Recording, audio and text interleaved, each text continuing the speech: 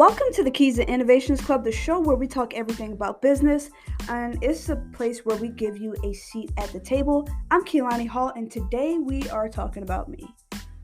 Why me? Why make this podcast? And this episode is unfiltered, uncut, the raw, the truth, um, what you need to know. And so let's get into it. And so, first question is, who is Keelani? What is there to know about me? And so Kalani is a nerd to the bone, to the fibers. I was born and raised in Baltimore, Maryland. I'm the youngest of 6 children. I grew up with humble beginnings. And I would say as far back as I can remember, I've always had, I would say, this passion for science. Now, if you encounter me now, at one point in time, if you mention anything with science, you're going to see a little spark in my eyes. But I would say as a kid, as far as back as I can remember, like my first memory was, I believe, like with a microscope, but it belonged to my brother. But I was like very fascinated by it, and from there, like my passion, my desire for it continued to grow. But as a kid, I remember saying at a young age that I'm going to be an inventor. I'm going to make all these inventions really to save the world. And that dream still rings true today. I'm sticking to that, and I'm gonna live that out.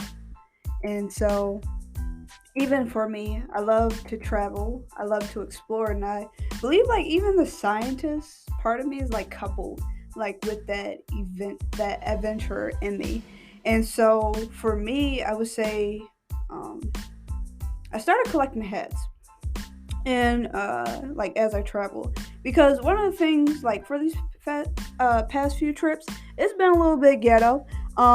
They refused to give me a stamp when I gave them my passport.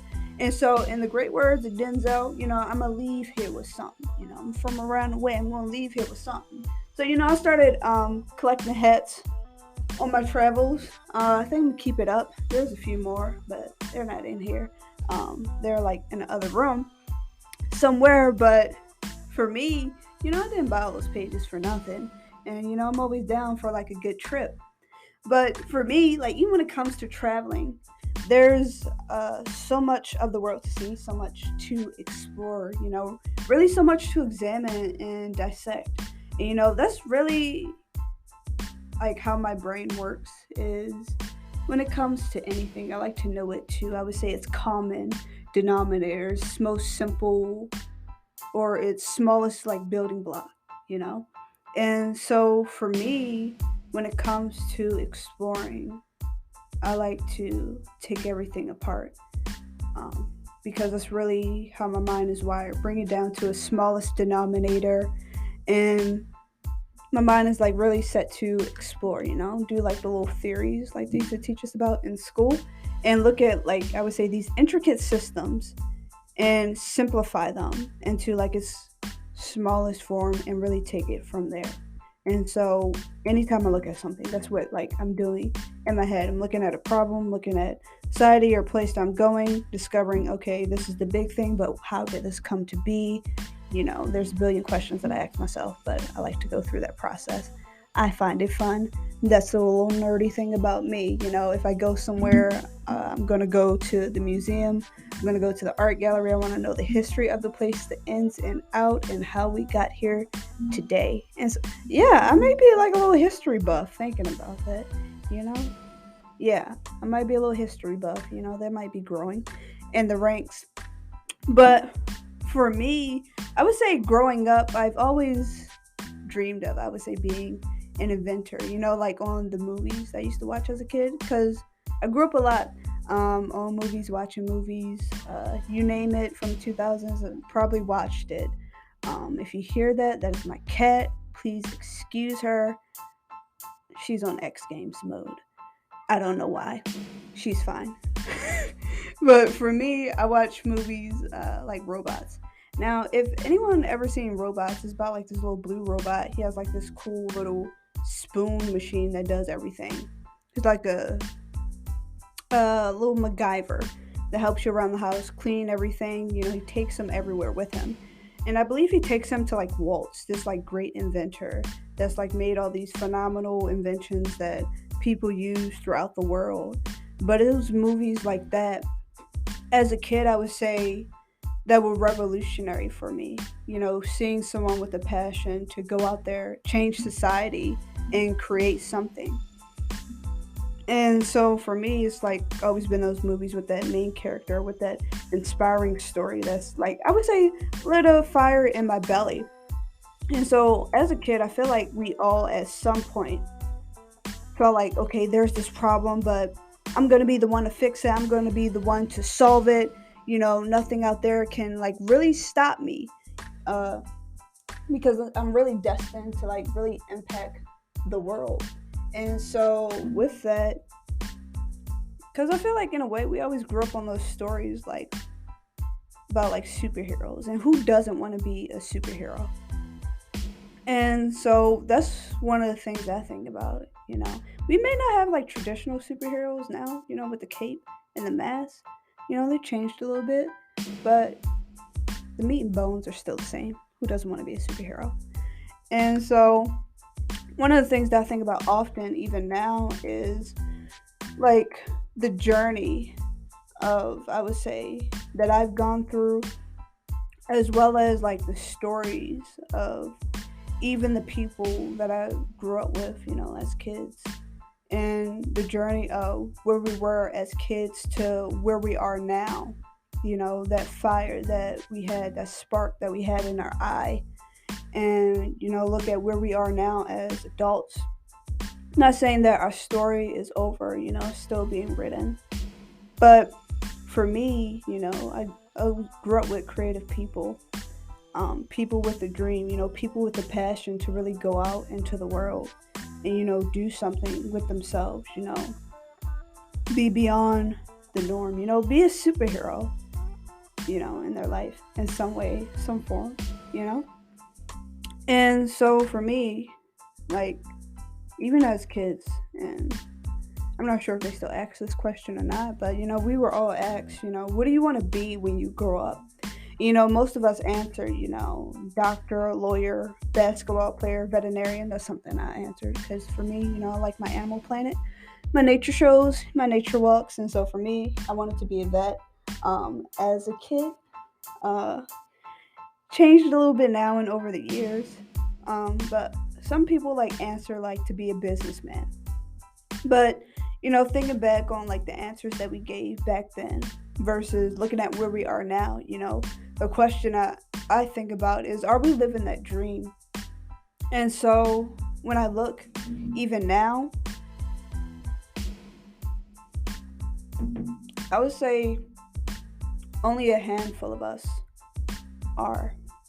And for those that I do see, across like my social media feed or whatever, and I see like what they're doing, I'm proud of them, all that they're accomplishing. But for a majority of us, people from my childhood, some, even those very near and dear to me, have left the world early. Some dreams were snuffed out, if that's a way to put it. You know,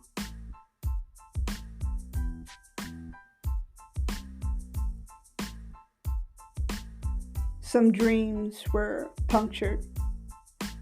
Um, Even I would say by that mindset of, I would say, crabs in a barrel. You know, some people by drug abuse, others um, due to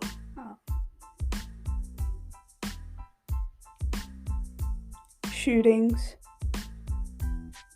and even like for some people that I see struggling with drug abuse, it's like never in a million years would I think that, this person would be on drugs, because back in the day they were like one of the top achievers in school, and to like see them like where they are now, um, it's shocking. because it just takes you back. And that's what it is for me. And so when I look at things now, it's like I see this lid blocking people from that dream, that they hope for, that they spoke of as a child, And I do want to put this disclaimer out there. Um, I'm not where I want to be, nor have I arrived, but my eyes are open to this reality of, I would say, how our story has gone so far, and the reality that that lid is there, and that looking at the community, it really wasn't made for people to thrive. I look at communities where people have access to resources like it's an everyday commodity, like it's a norm there. And then on the other hand, I look at communities like where I grew up, where if we didn't really have those resources, but if we did, the struggles and the barriers that most of us had to face wouldn't have occurred. And even some of the situations that I see people in now, it really wouldn't exist. And I don't just see this like in like Baltimore, but I see this in cities across the nation, cities in other countries.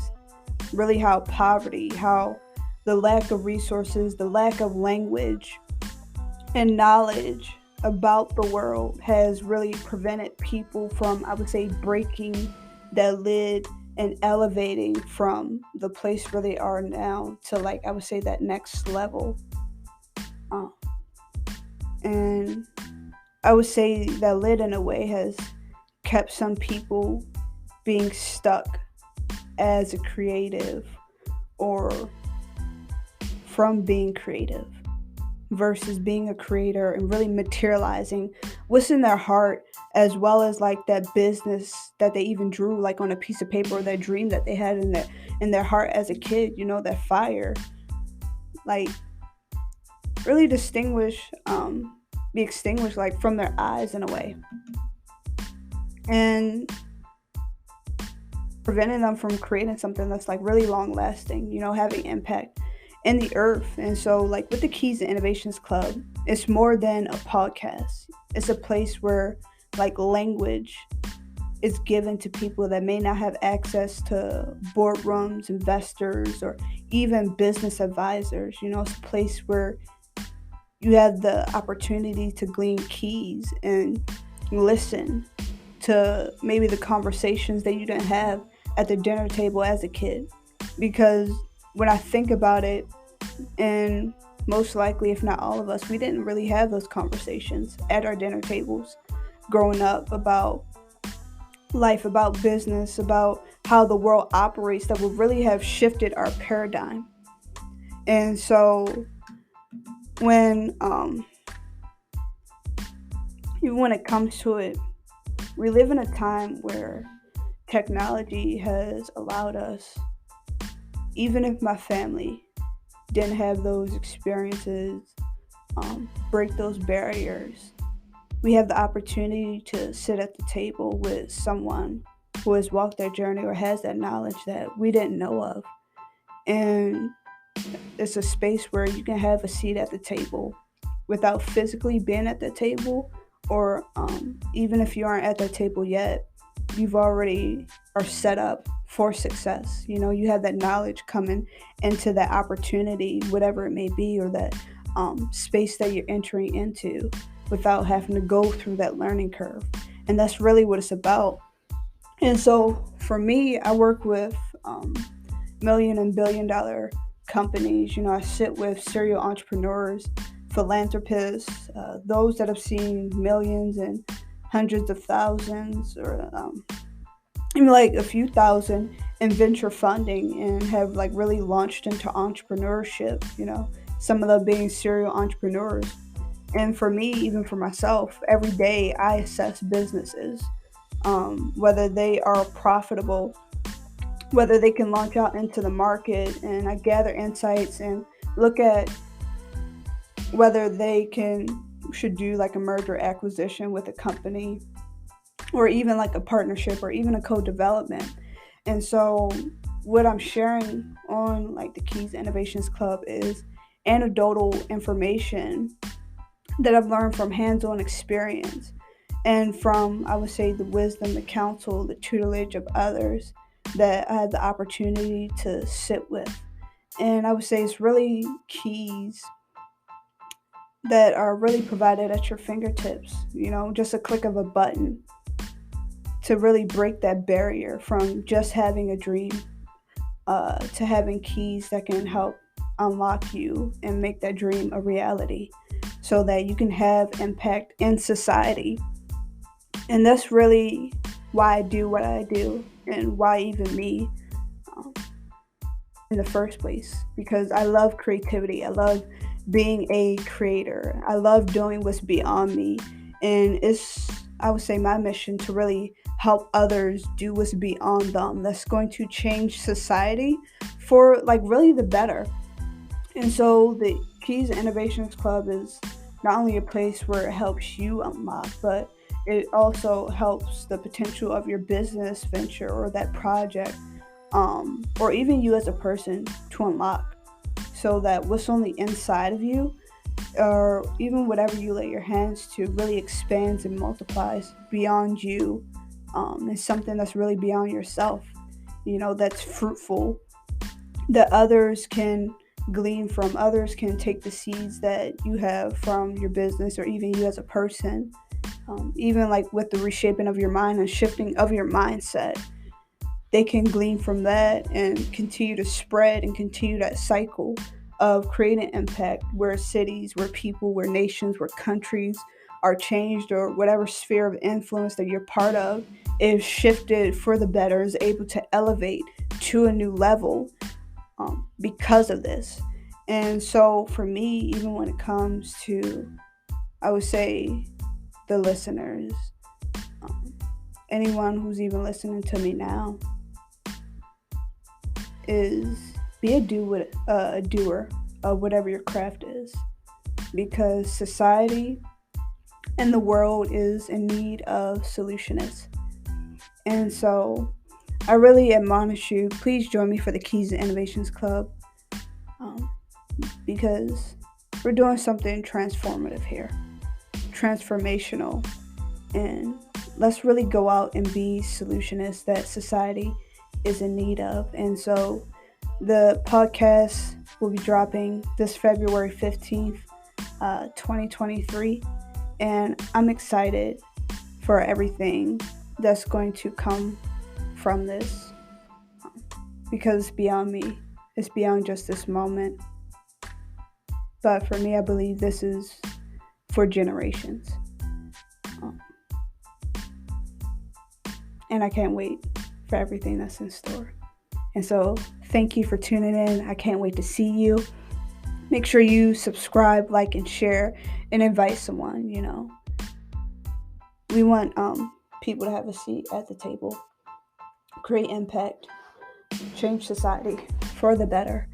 And so before you go, make sure you like this, share it, leave a review for your favorite podcast, and I can't wait to see you all soon.